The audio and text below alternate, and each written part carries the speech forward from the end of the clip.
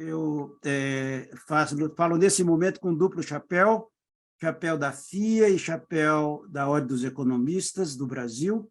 O professor Manolo pediu desculpas porque teve um compromisso de última hora aí que não pôde estar presente, mas aqui estamos, professora Selma, eu, com a grande honra de receber hoje o professor Sérgio Neri, que é um dos grandes colaboradores da FIA, que nos brinda hoje com a nossa aula nesta dimensão do ESG, no caso do social. E eu pediria, naturalmente, que todos se lembrassem, como o professor Manolo mencionou na nossa reunião passada, que nós estamos retornando os nossos almoços mensais, no Terraço Itália, almoço da Ordem dos Economistas, e a gente procura fazer na primeira sexta-feira de cada mês. Este mês, como sexta-feira passada foi Semana Santa, nós estamos fazendo no dia 14, e será nesta sexta-feira. Se por acaso alguém não se inscreveu ainda, se alguém gostaria de participar, é natural que o almoço não será virtual, será presencial, não é? Quer dizer, teremos uma palestra do professor Heron do Carmo, colega nosso da FE, que trará um cenário sobre questões aí de inflação, perspectivas para 2023, principalmente. Quero agradecer a todos pela gentileza da presença. Pediria à professora Selma que lesse rapidamente uma síntese do currículo do professor Sérgio Neri e ela própria passe a palavra na sequência. Professora Selma, por gentileza, a senhora está com a palavra. Pois não, professor. Bom, o professor Sérgio Neri tem um currículo sensacional. Ele é mestre em filosofia pela PUC e ele tem MBA com ênfase em recursos humanos pela FIA, FEA e USP. Ele realizou diversos trabalhos em várias instituições, como o Hospital Albert Einstein, o American Express, Avon, Cartões Bradesco, Correios, Nike, Sanofi Aventis, o Mint, Concremac e mais uma porção de empresas que a gente teria aqui uma lista infindável para poder mencionar. Ele é professor na FIA, Business School, no MBA de Gestão Empresarial e em outros núcleos também. E nesta série, hoje ele nos brinda com o tema social criando valor no mundo corporativo, trazendo o S da sigla ESG. Então, agora nós temos o grande prazer de ter o professor Sérgio Neri compartilhando o conhecimento dele conosco. Muito obrigada e boa palestra, professor. Muito obrigado, professora Selma, professora Almir, pelas palavras iniciais. Eu sou professor na FIA, não é? Já tem 20 anos, né?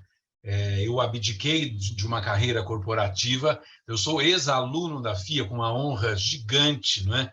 E eu estou aqui, e falava há pouco, né, com o professor Almir sobre a minha alegria de estar sempre contribuindo, né, com a FIA, com o Procede, especificamente. E a proposta é que nós tenhamos aqui, né, eu apresente para vocês algumas percepções que eu tenho do mercado, que eu tenho do meu cotidiano em relação ao ESG. Logicamente, vocês, as pessoas que já vêm nos acompanhando, assistiram, né, um geral sobre ESG, depois falaram sobre o I, né, sobre essa questão do meio ambiente, e agora o nosso foco é o social. Então, é evidente, quando nós estamos falando de social, é preciso que nós todos aqui, né, não só nós que estamos aqui nessa sala, mas que a sociedade, de forma geral, repense a forma como estamos lidando com o mundo. Então, a pergunta que eu fazia, né, no início da minha apresentação, no início da chamada desse evento, era justamente essa, né? Quer dizer, como que nós estamos entregando o planeta, né, o planeta para as futuras gerações? Então, não há meio ambiente se nós não cuidarmos do social, isso é um ponto, né? Então, logicamente, tudo isso é junto e conectado, uma coisa está atrelada à outra. Eu só posso pensar, claro que eu posso pensar no meio ambiente e, ao mesmo tempo, pensar, ora, quais são os comportamentos que eu tenho que ter, eu como indivíduo, eu como ser humano, eu como pessoa nesse planeta, posso pensar no meio ambiente. Agora, eu posso pensar de que forma que nós estamos deixando isso a partir, então, de atitudes, né? nós costumamos muito nas nossas discussões falar sobre competência, né? Competência está sempre atrelado com conhecimentos, com habilidades e com atitudes. Quando falamos desse S, nós estamos falando sempre da atitude que nós temos perante esse planeta como um todo. Quais são esses nossos comportamentos? Houve um tempo que as pessoas até imaginavam que os nossos recursos naturais eles eram ilimitados. Eu sou de uma geração que a gente desperdiçava água, a gente desperdiçava uma série de coisas. E aí fomos pensando, justamente, quando entra uma determinada crise, a pandemia aparece isso muito fortemente, muitas pessoas começam a se dar conta, até antes disso, de que nós tivemos aqui, por exemplo, em São Paulo e em várias cidades do Brasil, uma crise hídrica que fez com que as pessoas mudassem alguns hábitos. Hábitos que nós tínhamos, assim como tomar banho, por exemplo, durante 30 minutos, as pessoas diminuíram para 5 minutos. É coisa de fazer barba, coisa de cuidar do bem, desse bem água, por exemplo, como um bem, como um recurso escasso, como um recurso limitado. Então, logicamente, quando nós estamos falando com isso, o cidadão atual, o cidadão contemporâneo, o cidadão moderno, ele está cada vez mais preocupado com esses impactos que vêm sendo causados no planeta, né? Muito já foi discutido sobre a questão do meio ambiente, a questão do aquecimento global, entre tantas coisas, mas cada vez mais nós estamos falando de igualdade de gênero. Eu tenho uma disciplina na universidade, na FIA, sobre diversidade, né? Uma disciplina sobre diversidade, assim como outros colegas também. É um tema que eu venho discutindo há pelo menos 30 anos. Tivemos algum avanço nisso? Tivemos algum avanço, mas não um avanço que eu imaginava desde que eu falo sobre 30 anos. Nós estamos falando cada vez mais de inclusão, de diversidade nos mais diversos pontos, né? Não só dentro das organizações, mas na sociedade como um todo. Então, não levar as normas de ESG em consideração certamente causará um reflexo gigantesco, né? Um reflexo negativo em todos os sentidos, porque quando estamos falando desse S, estamos falando também dos stakeholders, estamos falando da insatisfação dos clientes. Então, imagine uma organização que ela não pense no cliente dela. Nós estamos falando dos nossos parceiros, dos nossos fornecedores, estamos falando dos nossos colaboradores, né? Que cada vez mais vão exigindo, né, que as empresas elas se comprometam com esses valores. Então, dessa forma, é óbvio que é importantíssimo essas práticas de ESG e pensando nesses pilares, né? Como eu disse anteriormente, já falamos do I e agora nós estamos falando desse S.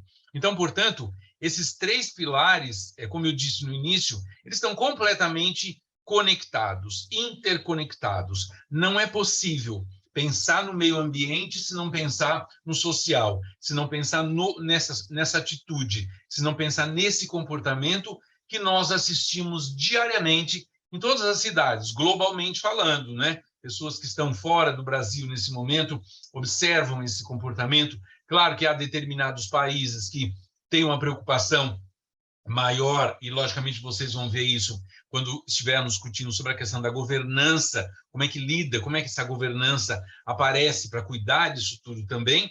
Então, esse é um impacto que acontece na vida de todos nós. Então, portanto, quando nós estamos falando desse conceito, né, de ESG, de ESG, ele representa essa filosofia, né, que está associada a essa ideia de sustentabilidade, de informação financeira. Então, logicamente, as empresas que se preocupam com isso, elas vão se preocupando com coisas que vão muito além do lucro.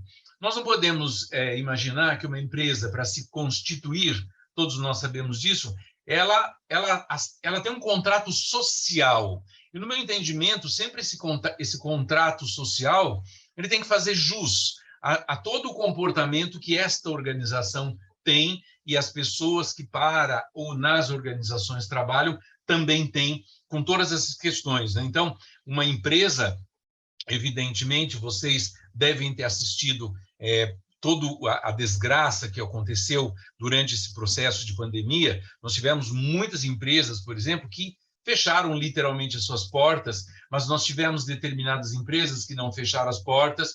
Havia um apelo de determinados empresários clamando para que os funcionários não fossem demitidos, por exemplo. Ao passo que nós também tivemos alguns representantes de organizações que disseram, olha, não importa, vão morrer talvez 100, 200 mil pessoas, mas eu manterei o meu lugar aberto, né? Manterei o meu estabelecimento aberto. Claro que a sociedade é consciente, quando olha para um comportamento de um empresário dessa natureza, ela começa a repensar um pouco. Será que eu continuo frequentando esse estabelecimento depois que essa pandemia acabar? Será que esse estabelecimento ele corre um risco de ser fechado?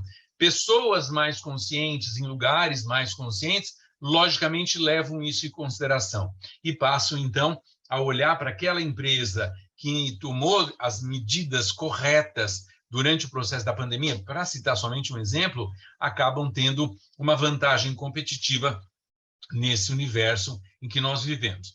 Então, portanto, quando nós estamos falando desse social, que é justamente o meu foco, evidentemente que esse critério ele trata justamente das relações que as empresas têm com essa reputação que ela desenvolve nas pessoas.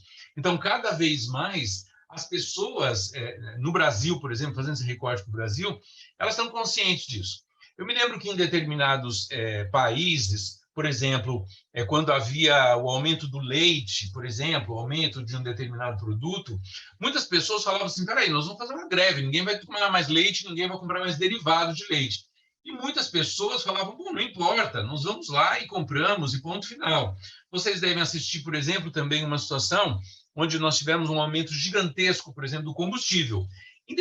Da gasolina, né? Em determinados países, haveria provavelmente um movimento de falar, não vamos sair de carro. Nós assistimos isso acontecer na França durante um determinado momento, que as pessoas saíam a cavalo, saíam de charrete, saíam de patinete, das mais diversas formas, e nós aqui, muitas pessoas que tinham dinheiro, por exemplo, elas falavam, não importa, eu preciso de combustível, eu vou lá comprar a gasolina a 10, 11 reais, eu não me importo com isso. Então, o que eu estou chamando a atenção aqui? Que todo esse processo, ele passa também por uma questão de comportamento social e ele passa por um critério de ética também e de integridade das pessoas que estão envolvidas em todo esse processo, em toda essa cadeia. Porque esse S ele não nasce sozinho, ele está atrelado à reputação da organização, mas ele está atrelado também à reputação das pessoas, né? Nas comunidades onde elas atuam. Então, portanto, quando nós estamos falando desse critério, né, social, nós estamos falando, então, basicamente, desse critério stakeholders, que inclui todo mundo, todas as pessoas, né, todos os ambientes. Então, inclui os funcionários, inclui os empreendedores, inclui a sociedade, a comunidade como um todo, que são todas as pessoas que estão nessa cadeia envolvida para que este meio ambiente ele venha a funcionar num futuro próximo da forma como nós queremos. Então, por exemplo, para quem conhece a FIA aqui em São Paulo, sabe que ela fica diante assim do Rio Pinheiros, né? Por exemplo, que é um rio que ficou durante muitas décadas, assim, sabe, numa situação deplorável. É com muita alegria, com muita satisfação que muitas vezes eu estou lá no 15º andar antes de preparar minha aula e você começa a querer ver aquele rio, né? Novamente, assim, com uma cor que ele nunca teve e você fica ali sonhando, né? Será que esse rio um dia vai ser como um Tâmisa? Será que esse rio vai ser como um Sena? Que nós vamos poder transitar nesse rio? Será que a sociedade como um todo ela vai se empenhar de verdade em ter essa preocupação? E nós não temos essas preocupações com os rios, por exemplo. Assim como em determinadas cidades, grandes cidades como essa que eu vivo, né, e vários de vocês aqui vivem, não há essa preocupação, por exemplo, com a sustentabilidade. Então, eu moro numa rua que há 20 anos, por exemplo, ela tinha uma série de casas. Essas casas todas foram transformadas em pequenos prédios ou em grandes prédios. Ora, é evidente que não há sistema viário que dê conta disso, né? Porque numa casa onde existiam 2 carros, por exemplo, hoje você tem 200 carros saindo. Evidentemente que a catástrofe ela vai aparecer, mas existe certamente uma sede gigante também de lucratividade, de empresas envolvidas, as relações de poder, e tudo isso vocês também vão poder assistir certamente na palestra seguinte, que será sobre a questão do G, né? Então, portanto, falando novamente do S, né? O S, esse pilar, ele revela essas potenciais preocupações que as empresas devem ter cada vez mais, né? E que toda a sociedade deve cobrar das empresas, né? Que é a questão da inclusão e diversidade, que eu falei anteriormente, que são as relações trabalhistas, por exemplo, que são os clientes, que são os fornecedores, que são os direitos humanos, que são as relações com as comunidades. Então, a mim, por exemplo, é quase que assustador quando eu vou numa loja e que eu não vejo mais, por exemplo, aqueles caixas, né, que nós tínhamos para fazer o pagamento. Esses caixas todos foram colocados no mercado, foram colocados à rua, porque, logicamente, a empresa fala assim, 10 funcionários que eu tenho, eles vão me custar muito mais do que 10 totens. Então, o que ele faz? Ela coloca uma pessoa somente para atender futuras reclamações ou para ajudar as pessoas ali que têm alguma dificuldade em pagar no totem, e ponto final. E eu perguntei para uma pessoa, para um gerente, falei, mas o que vocês fizeram com as pessoas? Olha, nós devolvemos essa pessoa para o mercado, porque a empresa nos dá uma meta a ser cumprida, nós temos que vender essa quantidade, ter essa lucratividade, e as pessoas que trabalham na empresa, em resumo, elas não são olhadas como investimento, elas são olhadas sempre como despesas. Eu trabalhei em organizações diretamente, né, como vocês sabem, pelo meu currículo, fiquei 15 anos trabalhando numa mesma organização, tive a oportunidade de trabalhar em recursos humanos durante vários anos e assisti algumas cenas assim muito positivas na empresa onde eu trabalhava, mas, ao mesmo tempo, algumas cenas no meu entorno que são totalmente desfavoráveis quando uma empresa ela olha como um funcionário, por exemplo, somente pensando que esse funcionário é uma despesa, não é um investimento. Assim como a área que eu atuo, né? Vocês sabem que eu trabalho com programa com educação corporativa, com treinamento, com desenvolvimento. Uma das primeiras coisas que uma empresa corta durante algum processo de crise são os treinamentos, são os investimentos no desenvolvimento das pessoas, porque eu preciso pensar sempre em ter a maior lucratividade possível.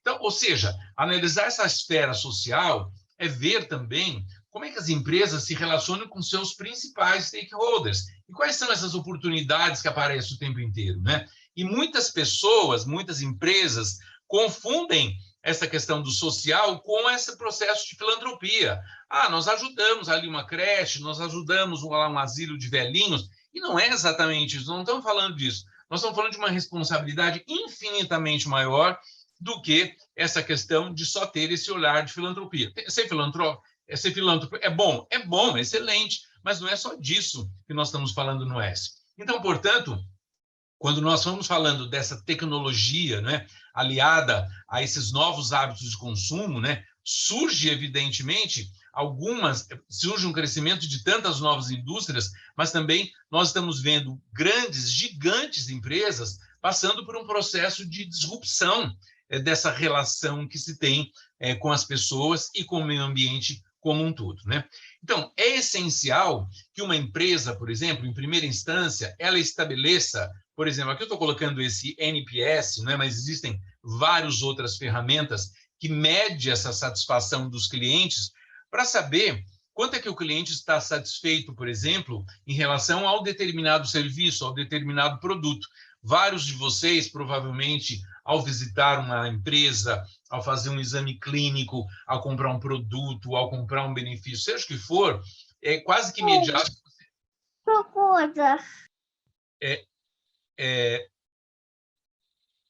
É claro que é evidente que quando você recebe imediatamente essa pesquisa de satisfação, essa empresa está querendo dizer, pelo menos querendo dizer, que ela está preocupada com como você foi atendido, né?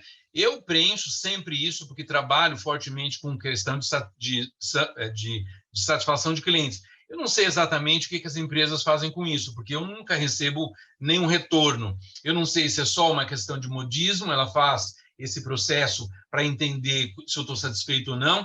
Se eu falo que eu não estou satisfeito com algum processo, às vezes, raramente eu recebo um recado, ou recebo uma ligação, ou recebo um WhatsApp, querendo saber como é que ela poderia melhorar, além da pergunta que eu fiz. Então, muitas dessas empresas, algumas delas, elas vêm o quê? Sacrificando esse resultado de curto prazo. Porque uma empresa, para atrelar-se nesse processo todo, ela não pode só pensar no curtíssimo prazo. Ela não pode pensar, ela tem que pensar no médio, ela tem que pensar no longo prazo.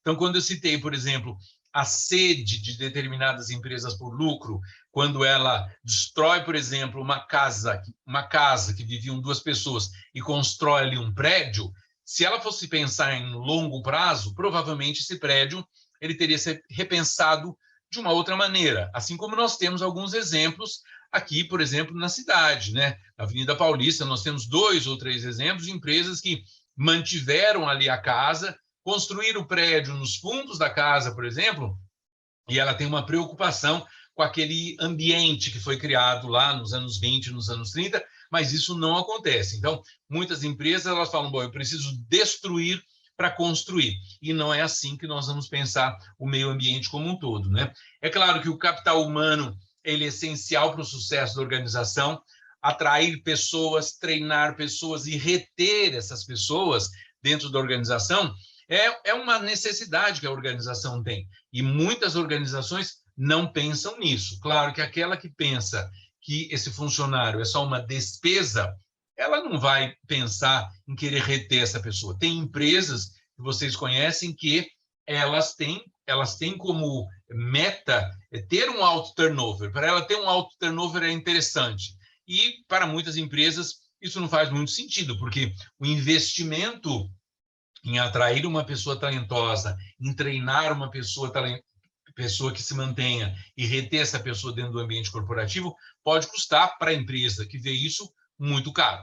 Então, portanto, no passado, muitas pessoas também eram atraídas por determinadas empresas somente pela remuneração e pelos benefícios.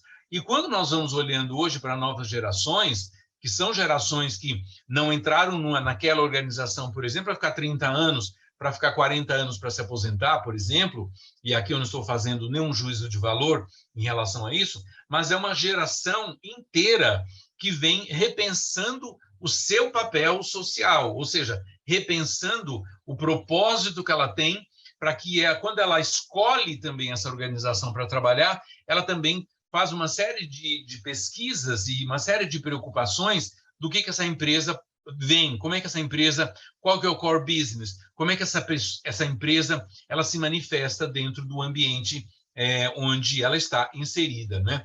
Então, logicamente, nós temos que pensar nas pessoas que são treinadas, nas pessoas que são que são vistas de verdade como um grande investimento para a organização. Um outro ponto que é importante é a questão da comunidade, né? Então, é evidente que o impacto social ele também inclui ajudar as comunidades onde essa empresa está inserida. Não basta apenas gerar emprego, pagar os impostos, realizar investimentos. As empresas, elas cada vez mais, elas têm que se preocupar com esse impacto social e ambiental que elas causam.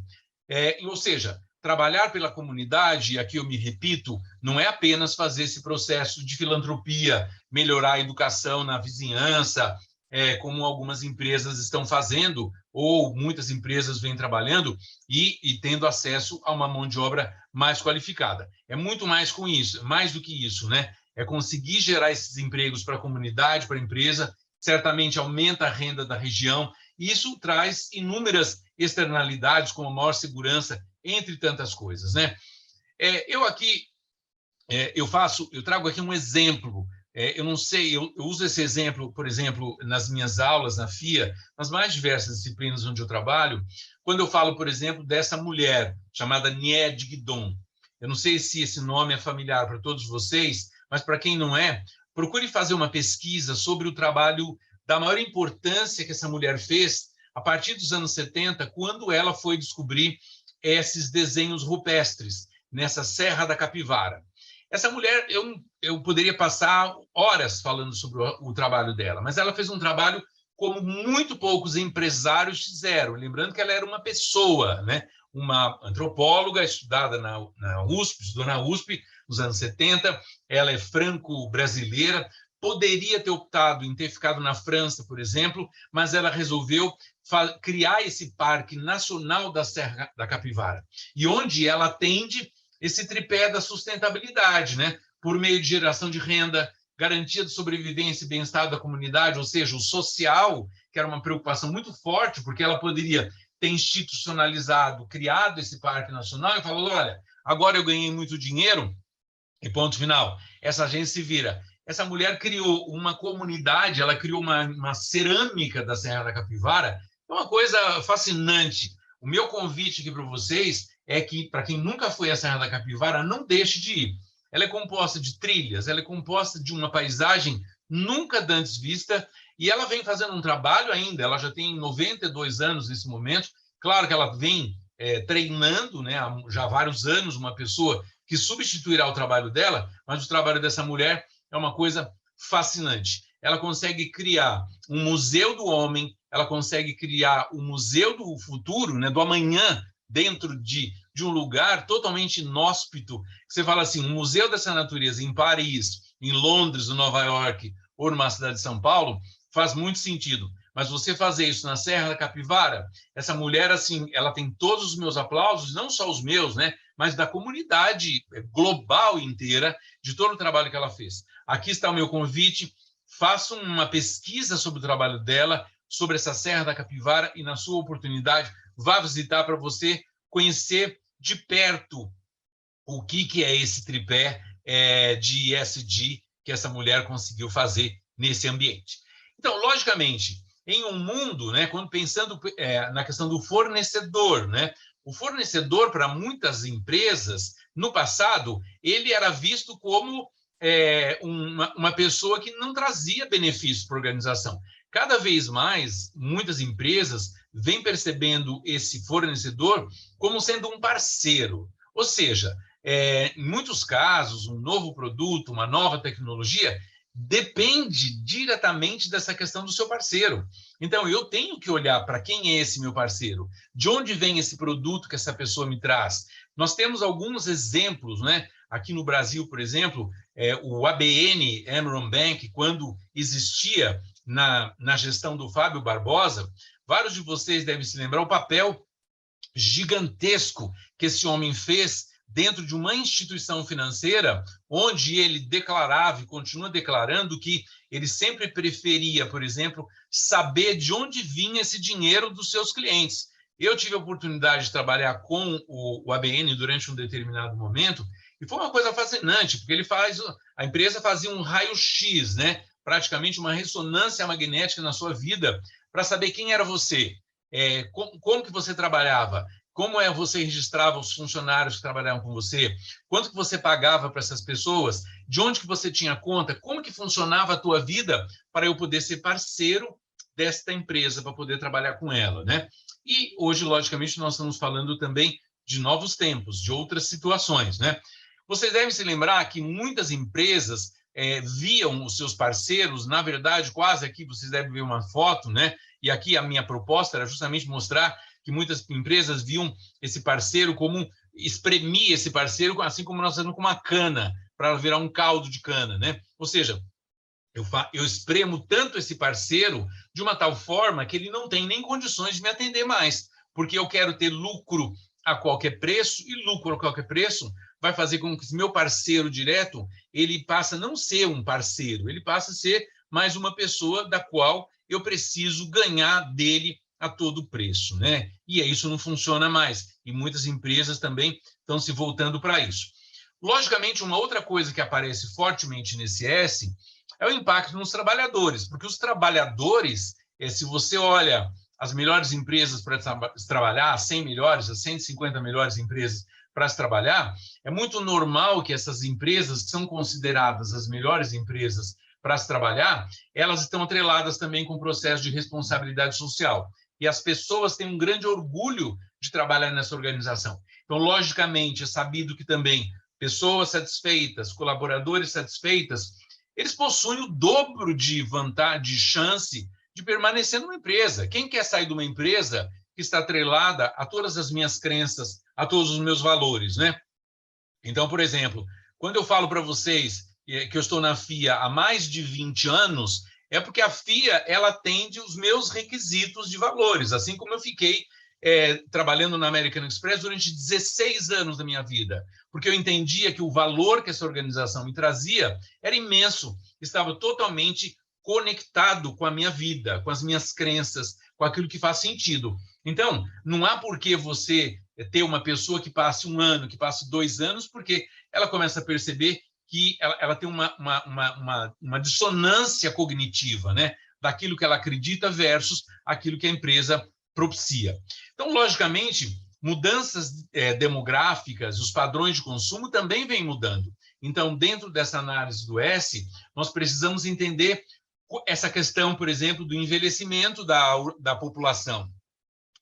Uma coisa assim que me chama demais atenção e eu não consigo compreender até hoje. Então, por exemplo, na FIA nós temos um programa, todo mundo conhece, o CAP Executivo, né, que acolhe pessoas que estão desempregadas. A maior parte desses nossos alunos e alunas são pessoas que têm 50 anos de idade.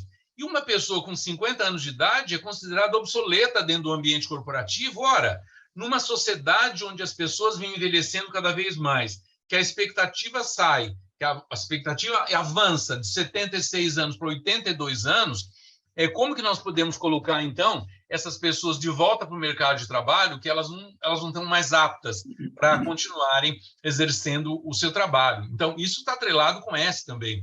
E eu vejo muito poucas organizações se preocupando com essas pessoas, com essa juventude acumulada. Então, logicamente, o aumento dos novos hábitos, né, dos milênios que vem chegando dentro das organizações cada vez mais, e vão deixando algumas empresas de cabelo em pé, literalmente, né? Porque elas vêm com outros olhares e com outro modus operandi em relação à organização e não aceitando determinados modelos que nós tínhamos, por exemplo, no passado. Claro que isso tudo traz riscos para as organizações e muitas oportunidades também, né?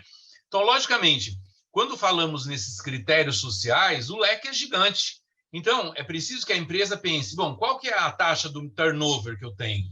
Qual que é o nível de envolvimento dos meus funcionários? Eu falei há pouco sobre isso, né? Quer dizer, as pessoas, cada vez mais, elas não vêm procurando só remuneração, elas vêm procurando um propósito, né? Um propósito para trabalhar naquela organização, independente da remuneração. Todo mundo quer ser bem remunerado? É evidente que todo mundo quer ser bem remunerado, mas além da remuneração, eu tenho que pensar, e logicamente a empresa ela precisa fazer uma pesquisa de mercado e saber se o salário daquele funcionário é um salário justo, né?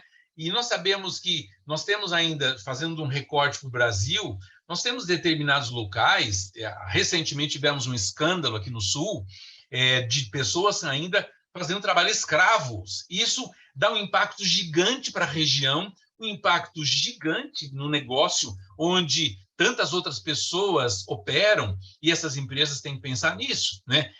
Então, eu tenho que pensar quão motivado está a pessoa na organização, entre outros tantos fatores, né? Quer dizer, se eu penso... então, tem determinadas empresas que, por exemplo, o funcionário, ao se aposentar, ela faz todo um processo, todo um plano de transição da saída desse funcionário. Ela chama a família toda para dentro da organização e falando assim, olha, a tua mãe está voltando para casa, o teu pai está voltando para casa, o teu pai vai se aposentar, a sua mãe vai se aposentar. Como que nós vamos lidar com esse processo de aposentadoria agora? É um fato que, logicamente, as pessoas vêm se aposentando cada vez mais tardiamente, ou seja, ela sai da organização, mas ela continua trabalhando, né? Durante mais 10 anos, 20 anos, 30 anos. Isso é normal que nós assistimos isso na sociedade, mas isso, uma organização, ela tem que ter essa preocupação. É claro que esses critérios sociais, né, eles acabam se sobrepondo aos critérios ambientais e à governança como um todo, né? Porque não seria preciso a governança se nós tivéssemos, né, nós que eu digo, a comunidade, os stakeholders de forma geral, critérios e atitudes que são atitudes atreladas, então, portanto, a esse meio ambiente. E é claro que as leis aí aparecem para serem cumpridas. E se não houvesse lei, provavelmente não houvesse lei ambiental, nós viveríamos assim, talvez, numa sociedade ainda corsária. Então, logicamente, por que as empresas cada vez mais vêm se reposicionando para atender esse critério do S, né?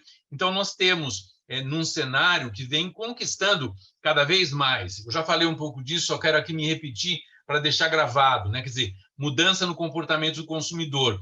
Cada vez mais um consumidor fica atento e fala assim, não vou comprar mais naquele mercadinho, não vou comprar mais naquele mercadão, por exemplo, né? Porque aquele mercadão, ele é uma área que espreme as pessoas, que espreme os pequenos consumidores. Não vou comprar mais naquela loja, porque aquela loja não representa diversidade. E eu, portanto, que sou uma pessoa diversa, ou uma pessoa que estava excluída da sociedade, por qualquer razão, eu não quero consumir naquele lugar na qual eu não vejo nenhum funcionário me representando, por exemplo, né? Então, logicamente, essa expansão de internet, da informação, que no passado muitas pessoas ou muitas empresas podiam esconder isso hoje é completamente escancarado, todo mundo sabe disso, né? Em 2025, né, segundo algumas pesquisas, a perspectiva é que todos os consumidores, ou seja, nós estamos falando daqui a 2 anos, né? Claro que essa pesquisa já é muito anterior a isso, né? Preferem produtos ou serviços que sejam cada vez menos prejudiciais ao meio ambiente e à saúde humana. Vocês devem se lembrar, por exemplo, da história dos canudinhos de plástico. E eu me lembro quando ainda discutíamos isso na cidade de São Paulo, né?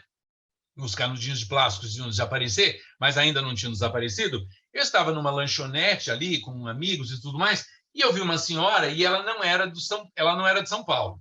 Ela era de uma outra cidade, ela estava com os netinhos dela.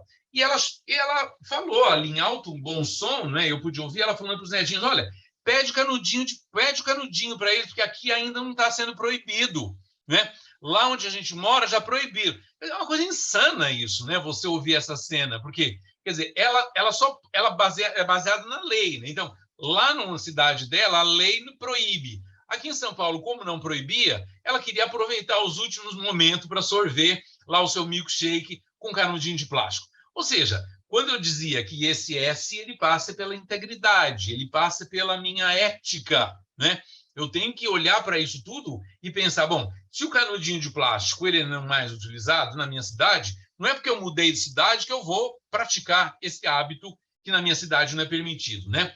Transformação no mundo, né? Aqui é chovendo molhado, basicamente, né? Porque nós estamos falando de grandes crises que costumam ser catalisadoras. Aqui o nosso grande exemplo que acabamos, né, estamos saindo desse processo de pandemia na qual nós vivemos dias amargos, dias muito complexos e dias muito difíceis para todas as pessoas. Então, essa pandemia nos mostrou que essa máxima é absolutamente verdadeira. Então, diante desse acontecimento, né, de trágicas proporções, as pessoas elas começam a abrir os olhos. Então, foi preciso ter uma crise hídrica na cidade, por exemplo, aqui de São Paulo, em várias cidades do Brasil, para que as pessoas se dessem conta, falando, opa, provavelmente a água vai acabar, então nós temos que tomar conta dessa água, né? Para as pessoas, lembrando, para as pessoas que têm água encanada, porque nós temos uma sociedade que tem gente que não tem água.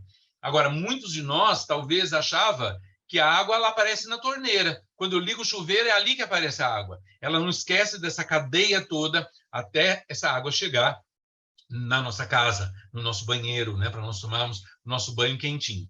Então, logicamente, nesse cenário que nós estamos falando, empresas que já trabalhavam com S, elas enxergaram cada vez mais valor nessa prática, né? Evidentemente. Algumas que não tinham começaram a aprender. Então, cada vez mais, essa tomada de consciência sobre o valor de relacionamento, como tudo, como eu disse, que é tudo conectado e tudo ligado uma coisa com a outra, nós temos que pensar que, além dessa compreensão, nós temos que ampliar essa noção dos stakeholders por parte das organizações. Então, essa relação do ESG, né, com a longevidade do negócio, uma empresa não pode ter práticas corsárias. Ela não pode só pensar, por exemplo, ela é uma startup e ela começa o trabalho dela e ela fala, bom, daqui 5 anos eu fecho, essa empresa acabou. E o que eu faço com as pessoas que eu contratei? O que eu faço com aquele ambiente onde eu instalei a minha organização, por exemplo? Eu tenho que pensar, e muitas empresas provavelmente, elas começam o trabalho delas pensando no processo de longevidade. Ela não pensa que ela vai terminar a empresa dela em 5 anos. Então, essa relação com longevidade é da maior importância, né? Mas aí a questão sempre é assim, E o social não impacta na sobrevivência de longo prazo? Certamente. Se essa empresa não pensa nesse S, ela é fadada a fechar suas portas num prazo muito curto de tempo. Uma outra coisa que aparece fortemente é a reputação e o valor da marca. Não é à toa, por exemplo, que uma empresa brasileira como a Natura, né? Todos vocês sabem que a Natura, ela comprou a Avon, gigante Avon, lá dos anos 60, que chegou aqui no Brasil. Ela compra a Body Shop, né? A Body Shop, para quem não se lembra, ela foi criada pela Anita Roddick, que era uma líder da maior importância nesse planeta. Ela cria essa empresa Body Shop no final dos anos 60, numa cidade do sul da Inglaterra, né, chamada... fugiu o nome agora da cidade, mas vocês podem me ajudar aí me googando. Enfim, Brighton. Pronto, lembrei. É a memória que falha de vez em quando, né? Então, a cidade de Brighton. E ela cria essa organização já com critérios de ESG. Foi a primeira empresa que eu conheci, visitando uma vez uma cidade americana, que não tinha embalagem o produto. E aquilo me trouxe muito estranhamento. Falei, como não tem embalagem? Eu vou levar um produto sem embalagem? Para que você precisa dessa embalagem? Para jogar no lixo? E ela colocava os produtos dela não em sacolinhas plásticas, mas em papel, sabendo que o plástico demora 500 anos para ser deteriorado, e a sacolinha de papel, ela começava já nos anos 69 esse processo. E depois a empresa dela foi crescendo pelo mundo afora, e aqui no Brasil nós temos aí várias lojas, né?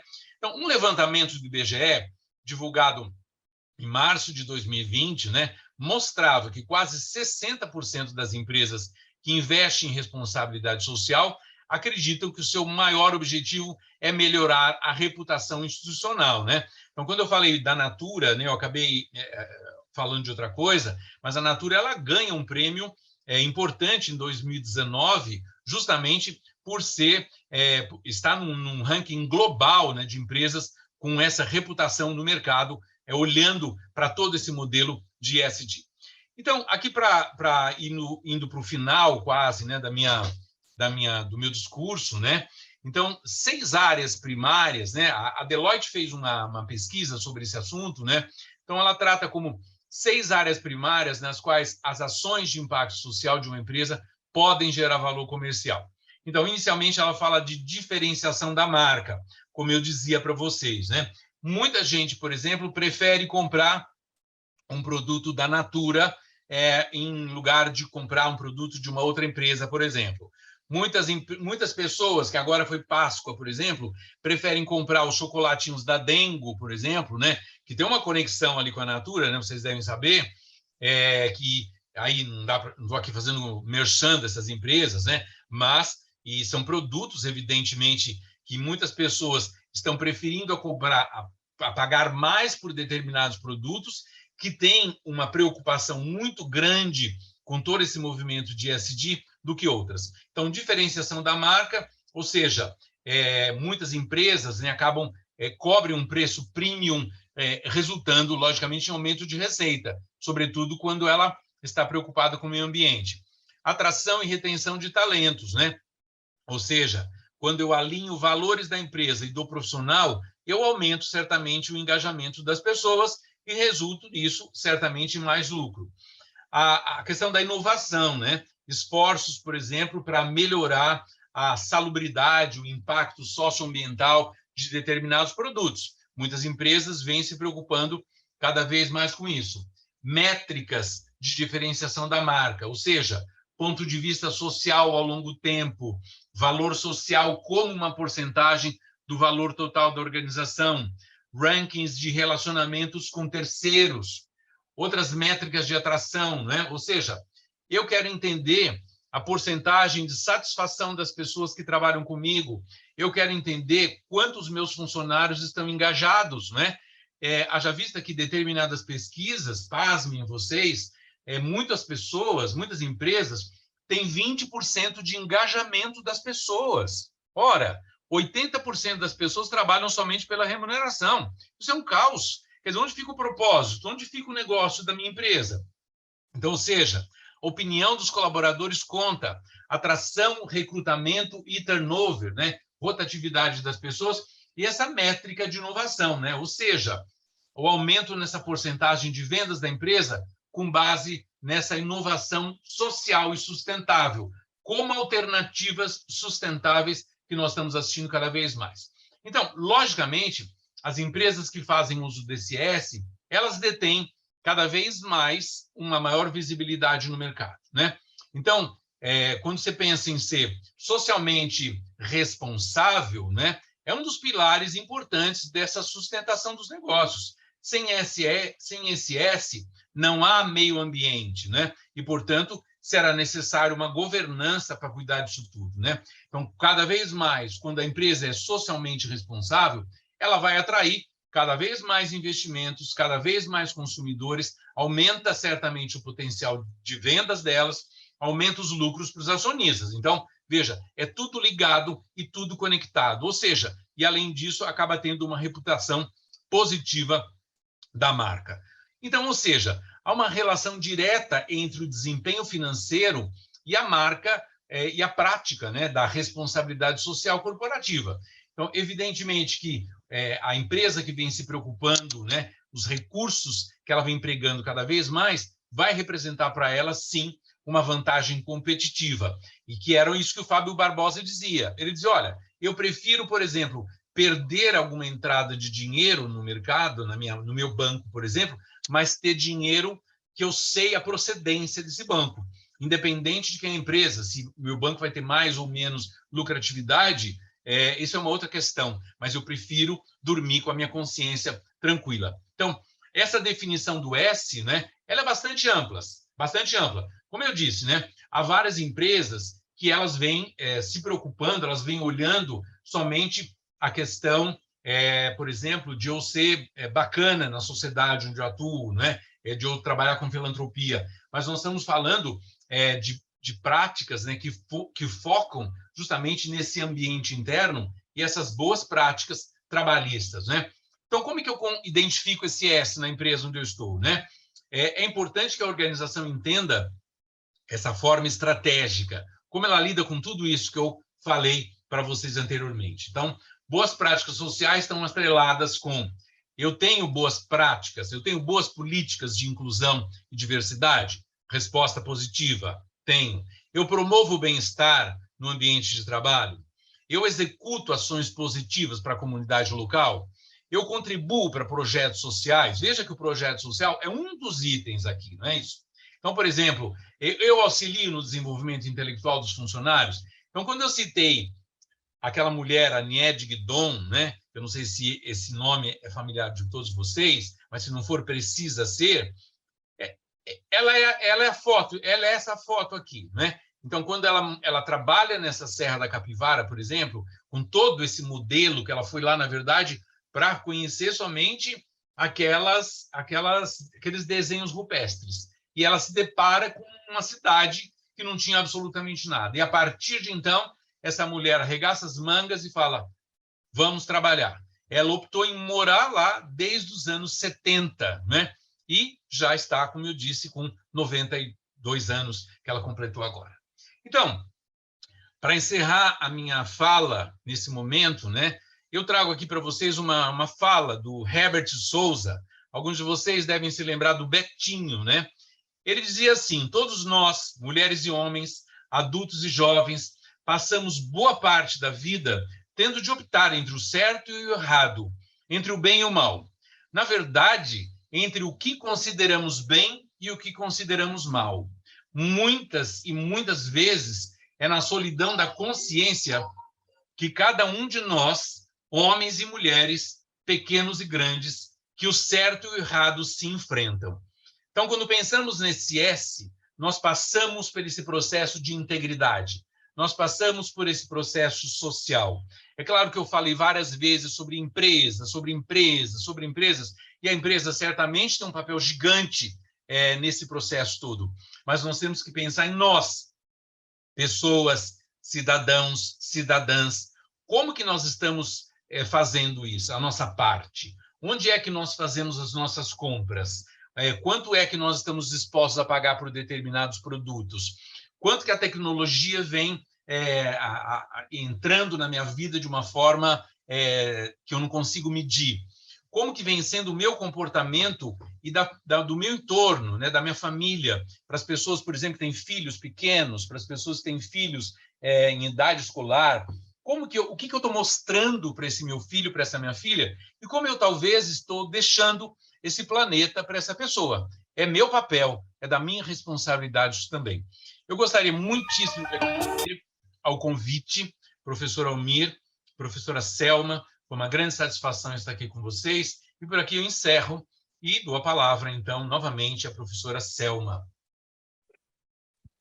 Olha, professor Sérgio, foi fantástica. A gente sabia que seria assim um show. E aqui eu fui acompanhando o chat e acabei fazendo um resumo das inquietações discutidas durante a palestra.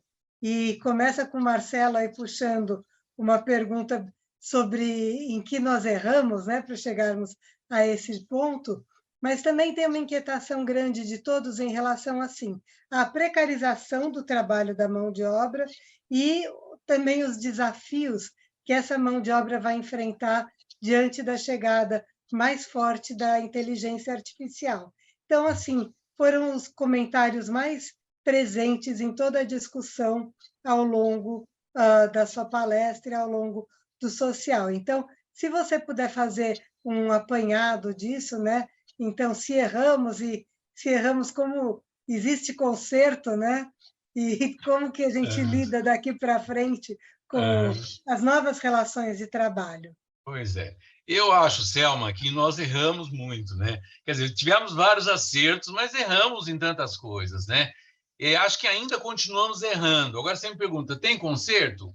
Eu acho que tem conserto, né? Haja vista a história que eu falei do Rio Pinheiros, né? Para quem não é daqui de São Paulo, mas já esteve em São Paulo e sabe o que esse Rio Pinheiros representa para a cidade como um todo, né? E, logicamente, ele foi ali, um trabalho de muitas mãos, né? Do governo, da Sabesp, da sociedade, né? Claro que nós temos uma coisa primeira, me parece, que é todo o processo de educação, né? Veja, eu sou de uma geração, né? Eu tenho uma juventude acumulada, vocês sabem disso. Eu sou de uma geração que eu estudei em colégio público, né? Agora, assim, eu coloco meu filho num colégio público hoje, eu que tenho talvez condições de pagar um colégio de excelente qualidade e tudo mais, não coloco. Nós aqui, muitos de nós aqui nessa sala, talvez vai colocar os seus filhos em colégios particulares e depois tem um processo invertido, né? Depois, justamente para ajudar esse filho a entrar numa universidade federal, numa universidade estadual. Agora, eu acho que muitos movimentos vêm acontecendo, né? Quando eu falei, por exemplo, de diversidade, que eu falo sobre diversidade há 30 anos, e eu vejo um movimento acontecer, eu ainda vejo, por exemplo, muito poucas mulheres no ambiente corporativo em posição de alta liderança. Eu discuto isso há 30 anos. Até hoje, eu vejo muito poucas mulheres. Eu tive conhecimento de uma mulher, por exemplo, que ela é CEO de um banco nos Estados Unidos. Uma mulher, no planeta inteiro. Então, quando você olha para algumas instituições, por exemplo, uma instituição financeira, ela não tem uma mulher sendo a presidente do banco, é um sinal, assim, absurdo, né? Mas eu vejo que um grande movimento vem acontecendo. Mas esse grande movimento, ele tem que passar pela educação. Não tem outro caminho.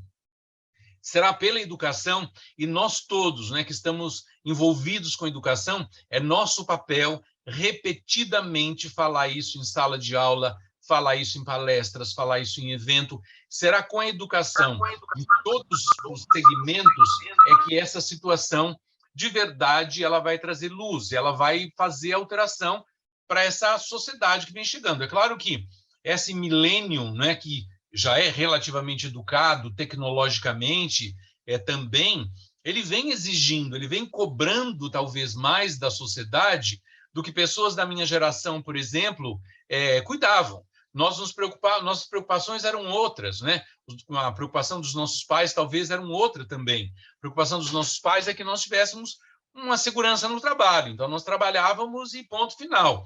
Mas não olhávamos muito para determinado produto. Hoje é muito comum que você vá no supermercado, que é uma coisa muito trivial, e se preocupa em saber, em ler ali todos os componentes e ver a quantidade de trash food, né, que nós comemos, né?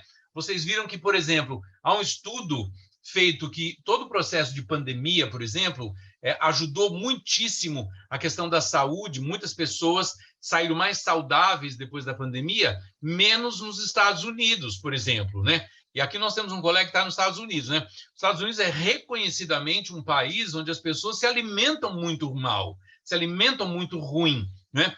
Não aqui, e aqui no Brasil nós copiamos muita coisa dos Estados Unidos, mas tem muita gente que não come, né? Muita gente não come por não ter o que comer, né? Mas eu acho que com a educação, logicamente, nós conseguiremos reverter esse quadro cada vez mais e não deixar de falar sobre esse assunto, mas não deixar de agir, né?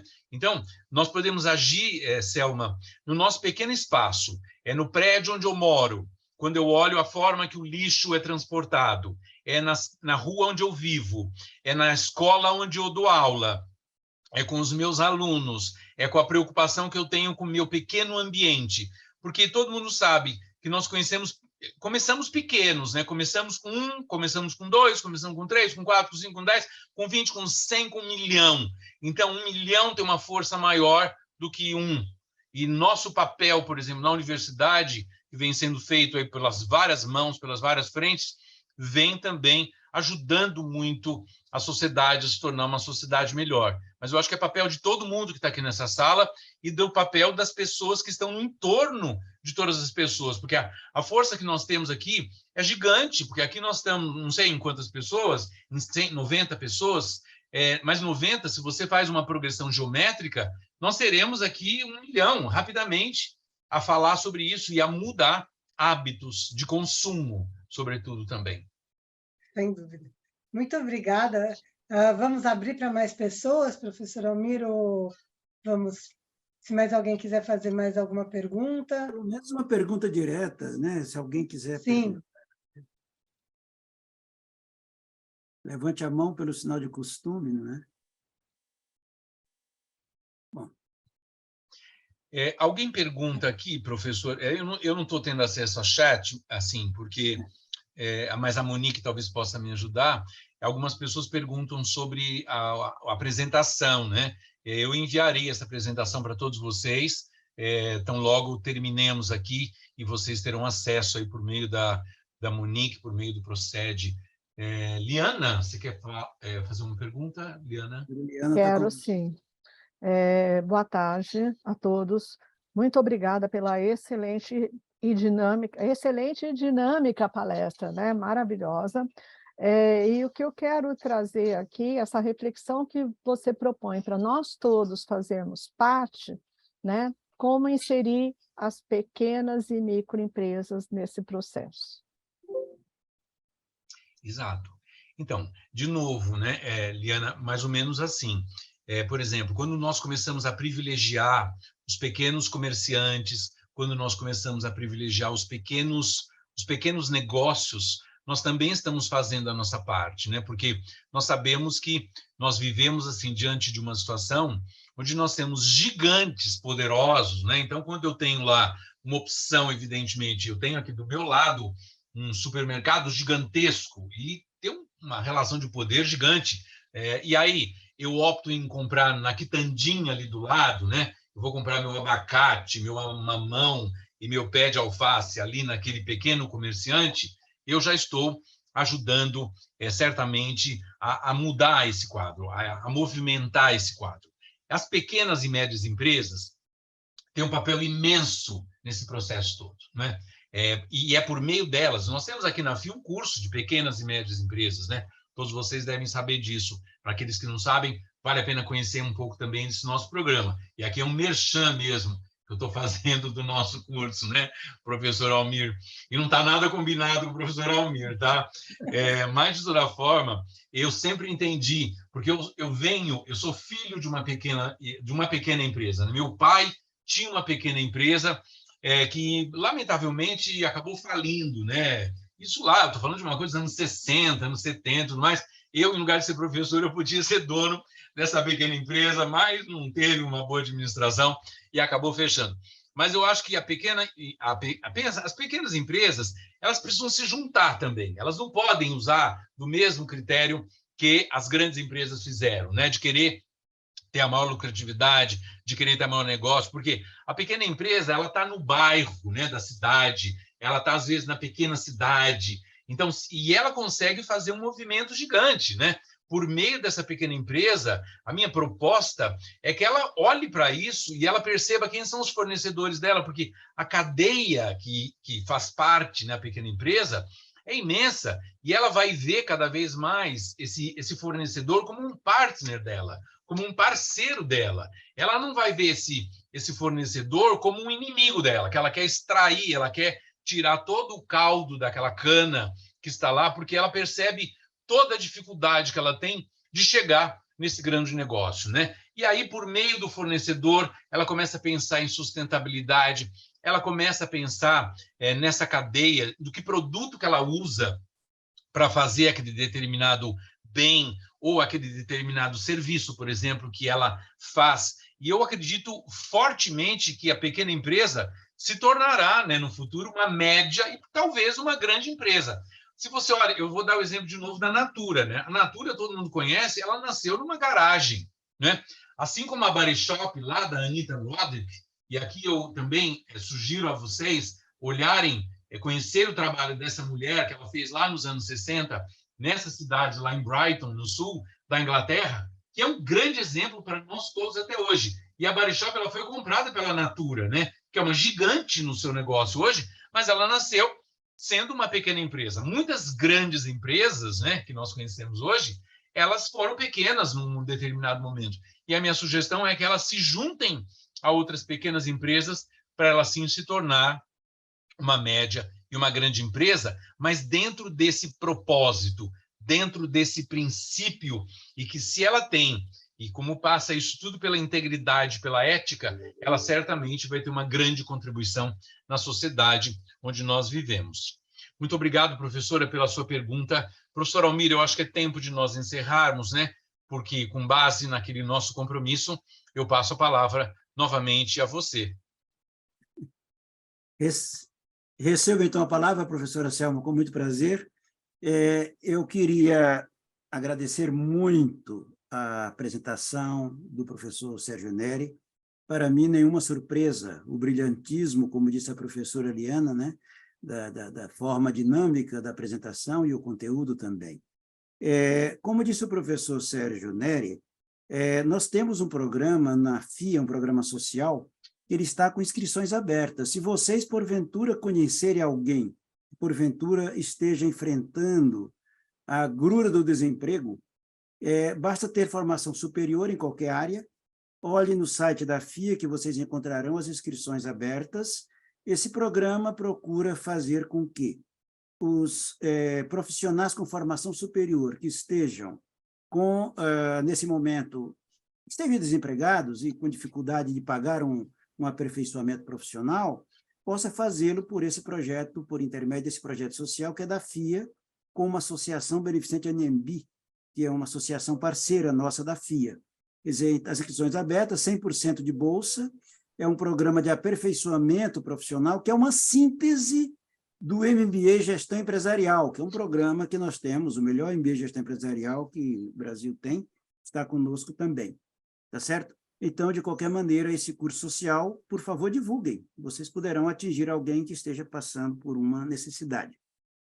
Quero agradecer, obviamente, aos nossos colegas, o professor José Dutra Vieira Sobrinho, que estou vendo que está conectado, o nosso professor Marcos Calheiros, representante da Ordem dos Economistas em Alagoas e presidente do Corecon, o professor José Carlos Souza Filho, como mencionei, a professora Eliana Ronel, muitos professores, a professora Liana Pessani, que não sei se é a primeira vez que eu vejo você, Eliana, participando conosco, era um prazer imenso, obrigado pela sua presença, não é? O professor André Vaccaro, desde os Estados Unidos, que será, daqui a um mês, o nosso palestrante falando de business plan, muito bem, otimamente, e também teremos o prazer, na sequência, de falar sobre o capitalismo humanista, quer dizer, talvez o professor Manolo designará ou ele próprio falará. Quero agradecer a professora Selma por esta condução, agradecer a todos que nos homenagearam com as suas presenças e, obviamente, ao grande professor Sérgio Neri. Professor Sérgio, antes de dar por encerrado, eu queria lhe passar para as suas considerações finais, por favor, Sérgio. Olha, professor, eu recomendo assim, fortemente que nós olhemos para aquela última frase, né, do Betinho, né, que sempre me chama a atenção aquilo, né, e olhar para dentro das nossas atitudes, né, no nosso cotidiano, como nós estamos conduzindo as nossas vidas, como nós estamos, que atitudes são essas que nós vamos tendo da hora que nós acordamos à hora que nós vamos dormir, e como é que nós compartilhamos isso, né, no nosso cotidiano. Comecemos assim, pequeno, no nosso pequeno entorno, né, com a sua família, com a sua vizinhança, e certamente, eu não sei se eu vou estar aqui, né, provavelmente não, de ver esse planeta, né, como eu gostaria de ver, né, mas provavelmente os que virão, não sei se a gente vai se encontrar um dia, talvez me contarão, né, ou eu, de onde eu estiver, talvez eu olharei e falarei, olha só, onde a gente chegou, que maravilha, né?